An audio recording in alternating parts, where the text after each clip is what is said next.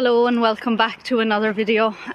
Just on my way down to the shed now this morning. Had to do a few bits in town before I came down, so I had a look at the cameras and they've cleared everything, which is making me a little bit nervous about the silage, because that means that the 2 bales I put in the last day have only lasted 2 days, so we're now down to a bale a day.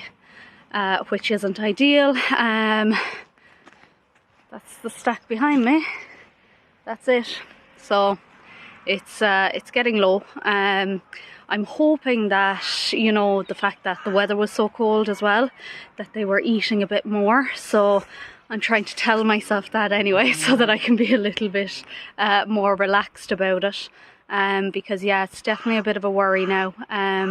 Because if they're down to a bale a day, we're talking about early March rather than late March, and yeah, that's not a situation we want to be in. But sure, look, if they're eating it, they'll get it, and that's it, and we'll see where we are. We just have to hope for a bit of fine dry weather now for the month of February. The frost and snow has finally thawed here, and the sun is trying to do its best to come out, so yeah, hopefully that'll continue now for the month of February, because we could do with it. So first thing I'm going to do anyway is get 2 bales in and we'll feed them.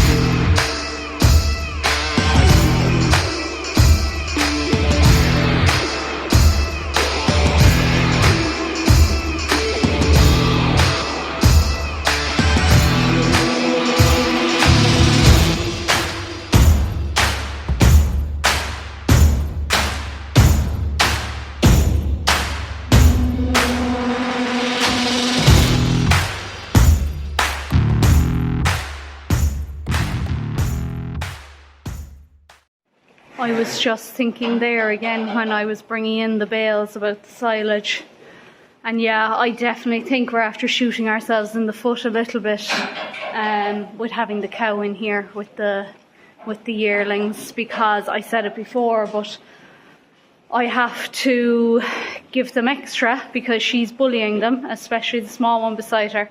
I'm very surprised she's allowing her there, but anyway.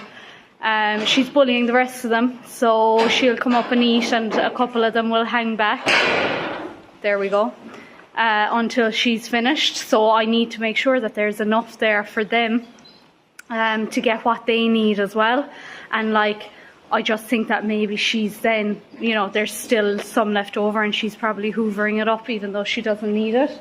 And as you can see there, she's a tank. She definitely doesn't need it, especially for calving. You know, she's a young cow. She's only had the one calf. Now, in fairness, she had no trouble calving whatsoever. I think she calved in half an hour.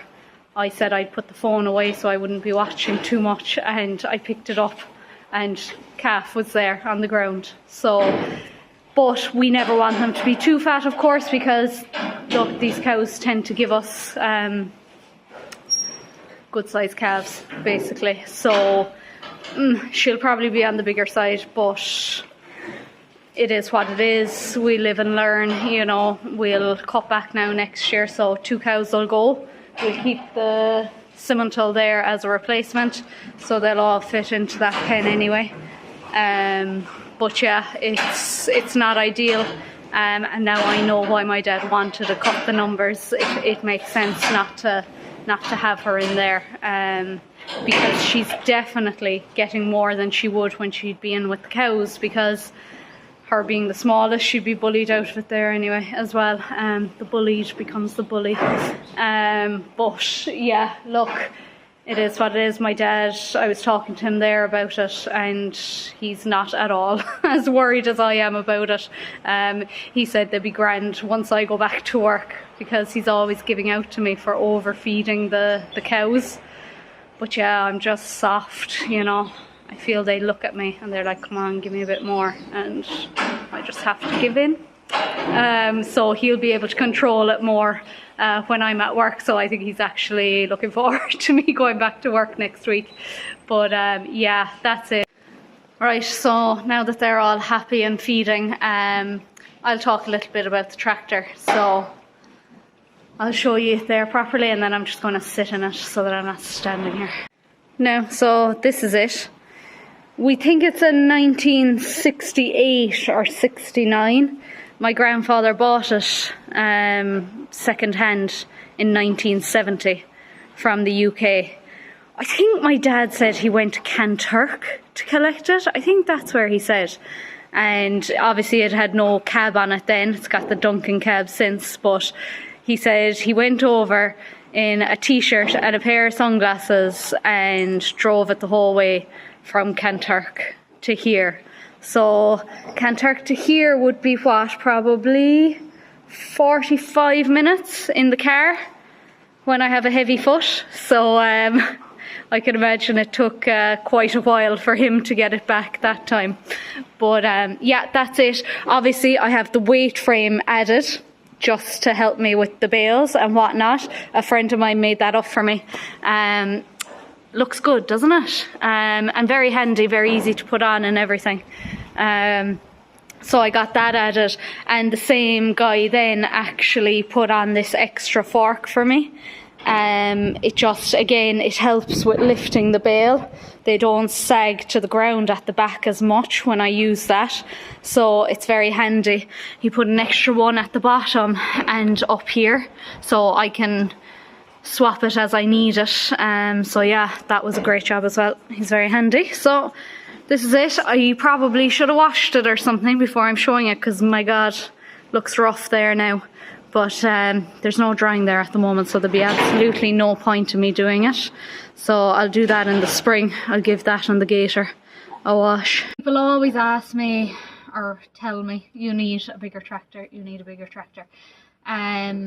Or put a loader on it. Now, I don't want to put a loader on the 135. I know a lot of people do and they're happy enough with it, but look, I think it has enough going on now, this little 135 and what it does for me.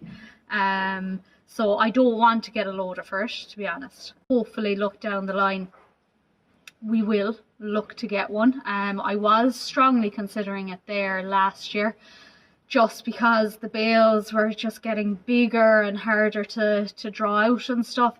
But then, in fairness to Ger, thank you Ger, for making me that weight frame. Once he made that for me, that was it. I stopped looking, you know, because it was able to do the job. So what I use it for, obviously the main one is the silage bales, so bringing those in the winter. I have the transport box for it then, so if I'm moving the old silage and dung or scraping out the pen, I'll use the transport box. I have the trailer for it, and I've been practicing my trailer driving skills the last 2 summers just around the yard and reversing up the pathway and back, because trying to get that left to right and right is left, and yeah, kind of fried my brain for a while. But I have the trailer for it. It's a very old trailer, and I wouldn't be confident on the road with this in the condition it's in, and the trailer in the condition it's in. I wouldn't chance it, but I've learned how to drive it and how to reverse it and how to turn it into tight spaces and all that over the last 2 summers. I'll throw it on again there in the middle of the summer to do the same thing again, just to practice for a couple of weeks, just so that I don't forget. But yeah, I have that, and then I made the big investment last year of getting a topper, and I love it. I love a bit of topping. I topped the field here, the 2 of them beside the shed, and I did below around the lake as well. And you know, it's just great to be able to do it yourself. We used to have to pay someone to come in to do it before. So the fact now that I can do it when I want, you know, is very handy. Obviously it takes time, you know, I'm not bombing around the fields doing it, especially with the amount of rushes we have and the thickness of them. I wouldn't be getting through it very fast, but yeah, it's great to have the topper, you know. So I do the fertilizer as well. So we have the old wagtail spreader above, so I do that as well. And that's pretty much what I use it for. Same lad now again is going to make me a muck spreader. He's in the process, so I'm going to have that as well. So that'll just be handy for the clearings from the pen and the old silage and stuff. I'll throw them in together and I'll put it in the real boggy part where it's kind of, the land is pretty much barren, to be honest. So I'm hoping I can promote a bit of growth if I get that muck spreader. So that's the aim with that one. Usually I throw it into the transport box with the fork, and then I have to drive down and throw it out with the fork again. So my god, it's, yeah, I've had some rough days doing that, believe me, with the wind coming then, and I threw it in the direction of the wind and it's hit me on the face and gone into my mouth and everything. I've had some rough days spreading dung by hand. So I'm hoping that this will replace that for me now. So, you know, and look, I think that's pretty much all I would do with the tractor anyway. And it'd be lovely if I had one tractor that, you know, you'd leave the forks on, and then another one that you'd put the different attachments on. That ideally is what I'd like, you know. And sure, of course, then I'd love a bale splitter, a bale unraveler, or whatever they're called. I've seen videos of them, you know. Obviously a front loader, you know, that is the dream, you know, a decent size 4-wheel drive tractor with a good front loader on it. That would, of course, make my life easier. But in saying that, I also need something that'll fit inside in this shed, because the doorway is very low. So I'd need something to suit. I really want a 390T, to be honest. That's what I want, but they're extremely expensive at the moment. The second-hand, I'm sure everyone knows that the second-hand tractors at the moment are just insane money. So look, it's something for down the line. You know, it will happen. I will get a second tractor eventually. And I just don't want a loan. I don't. The mortgage is enough now to be paying off without paying off a loan on a tractor. That, yeah, so, you know, if the farm was making a bit more money and it would warrant it, Jesus, I'd go mad, you know. I'd get it, the tractor with every attachment that comes with it, but that's not the case. You know, we are where we are, and I'd rather live within the means of the farm. We don't owe anything, and, you know, I'd like to keep it that way to a very large extent anyway. So that's where I'm at with the tractor. Love the 135. I think the 135 has a lot of fans out there as well. I don't think I could be doing anything more with it, but if you think there is something else that I could put it to use for, let me know. But yeah, I don't want to overdo it either. So that's the 135. Yeah, if you have any thoughts or questions on it, let me know in the comments. Next up now, I just have this spray that I'm going to put on a couple of them. This one here, Maisie, my pet. First of all, I thought she had ringworm. Now, there is nowhere they could get ringworm because we've never had it on the farm and we don't buy in any cattle. So really, it'd be near impossible for them to get it. But you know, just when you see it, you think it is. But it's actually on her arse. And same with the smaller Shirley. It's on the top of her tail. But I think it just seems to be whatever they were scratching off of. And one of the limousine bullock there has a little, just a small little patch as well. So I don't think it is ringworm. I'll see if I can show you when I'm doing it there. But Era, I got the stuff anyway, thinking it was it. And sure, I might as well use it. It's not often I splash out. So I'm going to put that on them. I assume if it was ringworm anyway, pretty much all of them would have it by now, because she's had it for probably, I spotted it around Christmas. Was it Christmas Day? I was down here and I saw it. Something like that. So she's had it a while. So I would think others have it, but maybe somebody will tell me differently. But yeah, look, I'll give them a bit of this. It'll shine up the coat anyway, if nothing else. This is it there now. The more I look at it, the more it looks less and less like ringworm. So I don't think it is that. And the other two didn't have anything, so I didn't even give them the spray. So that's it. Well, that's me done for another day. The next video I'm going to do will be on the AI. So I'll work away on that now during the week. I'm back to work on Monday. So what I'll try and do is one video a week while I'm working, and sure, look, if I have a few bits and pieces on, I might throw up a couple of shorts as well if I get the chance. But I just want to say thank you so much to everyone who has supported me already. I honestly can't believe it. Yeah, I really appreciate it. And if you liked today's video, don't forget to give it a like and a subscribe if you haven't already done so. Thanks a million.